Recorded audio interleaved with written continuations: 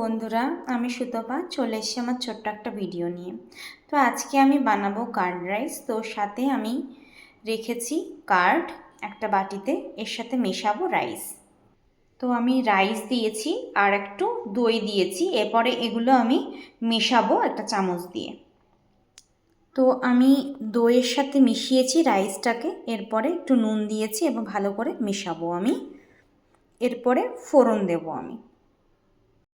তো ফোড়নের জন্য আমি তেলটা গরম করতে দিয়ে দিয়েছি, কিছুক্ষণের মধ্যে গরম হয়ে যাবে। এরপরে আমরা ফোড়নে বিভিন্ন রকমের জিনিস দেব। তো ফোড়নে আমি দেব সর্ষে, দেন চানা ডাল, চীনাবাদাম, কাজু বাদাম, কারি পাতা, একটু হিং, আর দিয়েছি হচ্ছে আর শুকনো লঙ্কা।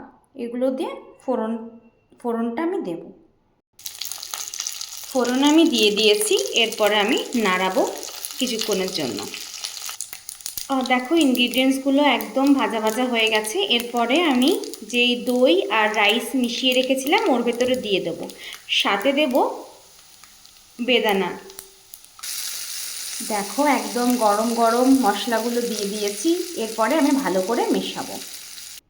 তো দেখো বন্ধুরা, সব ইনগ্রিডিয়েন্টসগুলো মিশিয়ে দিয়েছি দই আর ভাতের সাথে, এবং ওপর থেকে ছড়িয়ে দিয়েছি বেদানা। তো হয়ে গেছে আমাদের চটজলদি খাবার কার্ড রাইস। এটা খেতে খুব সুন্দর হয় এবং তাড়াতাড়ি এবং হেলদিও। Thanks for watching.